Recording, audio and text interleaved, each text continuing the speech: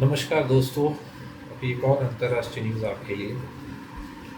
Pentagon ने 6 B bombers जो कि स्टेल्थ बॉम्बर माने जाते हैं और अमेरिका के 30% स्ट्रेंथ के, मतलब टोटल उनके पास 20 हैं, जिसमें से 6 उन्होंने डियो ग्रासिया करके एक आइलैंड पे भेजे हैं। इतना ही नहीं, उसके साथ में जो एयर फ्यूल टैंकर्स जो बोला जाता है, एयर जो हवा में जो प्लेन में फ्यूलिंग करते हैं, वो भी एक साथ में भेजा है। उसके साथ कुछ F-16 और F-35 एयरक्राफ्ट भी गए हैं। ये इंडियन ओशन में एक जगह है, आइलैंड, जो ब्रिटिश कोलंबियन आइलैंड है, और यूके और यूएसए इसको जॉइंटली ऑपरेट करते हैं। कभी परिस्थिति के हिसाब से, जब पहले भी इराक वॉर के टाइम हुई, या उससे पहले ISI जो टेररिस्ट जो अपने ओसामा बिन लादेन को मारा गया था, तभी भी इस बेस को काफ़ी ऑपरेशनल किया था, और फिर से ये बेस को ऑपरेशनल किया है। और पहली बार अमेरिका के बाद B-2 बॉम्बर्स बाहर निकले हैं, और परिस्थिति गंभीर है इसीलिए निकले हैं, और हम समझ सकते हैं। और इसी साथ US एयरक्राफ्ट कैरियर्स तो दो पहले से ही मौजूद है। एक मेडिटेरेनियन सी है, इजराइल की तरफ खड़ा है, जो, और दूसरा ईरान के नज़दीक, और तीसरा ऑलरेडी आ रहा है, और चौथे की भी गुंजाइश है जो ताइवान की तरफ है। तो ये हमको परिस्थिति देखनी है। अमेरिका के US एयरक्राफ्ट कैरियर्स, जो ये बड़ी शिप होती है, तो ये 3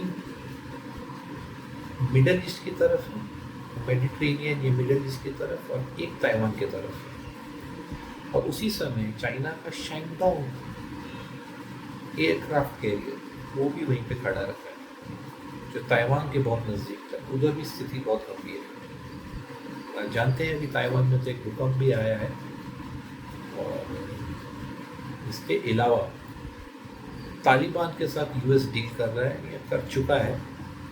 ये बगराम एयरबेस है, जो बहुत बड़ा एयरबेस है, और USA ने इसको पिछली बार भी यूज़ किया गया था, जब वो टेररिस्ट पाकिस्तान में पकड़ा गया था, जो ISI का ओसामा बिन लादेन, उसके लिए तभी भी एयरबेस बहुत एक्टिव था। और ये एयरबेस स्ट्रेटेजिकली US के लिए बहुत फ़ायदेमंद है, क्योंकि ये चाइना को भी कवर कर लेता है वहाँ से, और उतना ही नहीं, ये ईरान पाकिस्तान को भी काफ़ी कंट्रोल कर लेता है। तालिबान के साथ कोई डील भी हो रही है, बिकॉज तालिबान को पैसे से मतलब है। तो इस समय तालिबान के पास पैसे नहीं है, तो वो अमेरिका के साथ डील कर रहा है, तो वो एयरबेस बनाने दे रहा है। अच्छा, अमेरिका एयरबेस बना क्यों रहा है? ड्यू ग्रासिया में इतने हैवी बॉम्बर्स क्यों आए? क्योंकि पहली बार अमेरिका के बाद 6 इतने बड़े प्लेन आए हैं, स्टेल्थ बॉम्बर्स हैं। और इसके अलावा सैटेलाइट मूव कर रहे हैं ईरान की तरफ। और इतना ही नहीं है, इसराइल वॉर में, जो हमास वॉर में जो टेक्नोलॉजी यूज़ हुई है, पेलेंट्री टेक्नोलॉजीज कंपनी, जो आर्टिफिशियल इंटेलिजेंस भी यूज़ किया गया था।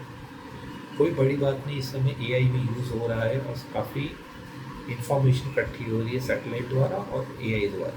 AI कैसे यूज़ हो रहा है वो तो पेंटागन का सीक्रेट है, हमें नहीं मिलेगा। परंतु ये पता है कि स्थिति बहुत गंभीर है ईरान को लेकर। इस समय हूती पे तो अटैक हो ही रहे हैं, काफ़ी क्षति पहुंचाई है अमेरिका ने, काफ़ी बॉम्बिंग हुई है। और इतना ही नहीं, हूती ने भी कई मिसाइल छोड़े हैं अमेरिकन US एयरक्राफ्ट पे।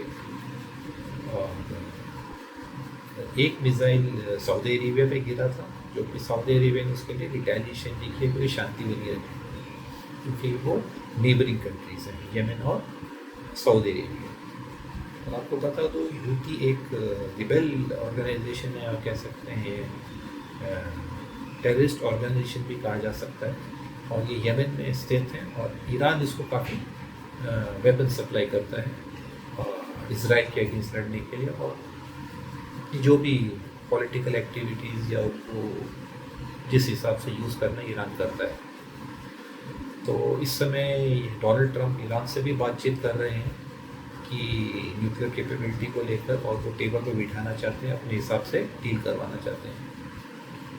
और आपको एक और चीज़ बताओ, ये डियो ग्रासिया पे, जहाँ पे ये अमेरिका का बेस है, वहाँ पर ईरान नहीं पहुँच सकता है, क्योंकि ये 4000 किलोमीटर दूर है सदर्न ईरान के कोस्टल साइड से। तो काफ़ी दूर है ये रेंज। यहाँ तक भी कोई मिसाइल पहुँचे या क्षति पहुँचे अमेरिका के बेस को तो चांस कम है, और अमेरिका ने भी उसके लिए एंटी मिसाइल सिस्टम तैयार रखा है। और इतना ही नहीं, जिस हिसाब से सारी टेक्नोलॉजी यूज़ हो रही है और जितने हिसाब से वो घेराव हो रहा है, ये ईरान की तरफ ही नहीं चाइना की तरफ भी इशारा है। तो बगराम बेस जो अफगानिस्तान में है वहाँ से स्टेल्थ बॉम्बर्स अगर उड़े तो उनकी कैपेसिटी है कि वो 8,800 माइल तक उड़ते हैं और एयर रिफ्यूलिंग हो जाती है। और उसी समय यूएस एयरक्राफ्ट के ताइवान की तरफ भी खड़े हैं, स्थित है, वहाँ पे भी बेस बना रहे हैं। और नई खबर ये भी है कि कंबोडिया में चाइना ने अपना बेस बना लिया और उन्होंने अच्छी कोई डील कर लिया आपस में। तो ये भी कोई अच्छी खबर नहीं है वियतनाम थाईलैंड के लिए, और इवन ताइवान के लिए तो ही खराब न्यूज़। और काफ़ी एक्टिविटी बढ़ी हुई है ताइवान की, काफ़ी प्लेन उड़ रहे हैं, कम से कम 60 एयरक्राफ्ट ताइवान के एयर स्पेस से निकल गए हैं और ताइवान रिएक्ट नहीं कर पा रहा है और वहाँ स्थिति गंभीर है। तो इस समय कुल मिला के देश में जैसे ताइवान देश और ईरान, ये मिडल ईस्ट कह सकते हैं, यहाँ स्थिति गंभीर है। और इतना ही बांग्लादेश, वहाँ भी परिस्थिति खराब है, जहाँ पे चीन बांग्लादेश को अपनी साइड कर अंदर आ रहा है। और सिलीगुड़ी एक इलाका है जो बहुत ही नाजुक मामला है, क्योंकि 22 किलोमीटर का कॉरिडोर है सिलीगुड़ी के, और बांग्लादेश के साथ अच्छा खासा बॉर्डर लगता है। अब 22 किलोमीटर किसी युद्ध में कब्जा करना मुश्किल काम नहीं है और इंडिया के लिए भारी पड़ सकता है, क्योंकि सारा नॉर्थ ईस्ट इंडिया जो है, अरुणाचल प्रदेश, असम, त्रिपुरा, मिजोरम, जितने भी हमारे स्टेट्स हैं वो कट ऑफ हो जाएंगे इंडिया के साथ। तो इसके लिए उसको चिकन स्नैक कहा जाता है कि एक गर्दन है, जैसे ये गर्दन दबोच लो और निचोड़ दो, ये अलग हो जाएगा। तो कुल मिला के ये 3 जगहों पे युद्ध की परिस्थिति बनी हुई है। ये आपके लिए मैं एक अंतर्राष्ट्रीय न्यूज़ लाया हूँ। अगली बार फिर मिलेंगे। नमस्कार। अगर आप चाहें तो कृपया लाइक और सब्सक्राइब करें। इससे हमारे चैनल को आप तक और अधिक जानकारी पहुंचाने के लिए प्रोत्साहन मिलता है। धन्यवाद।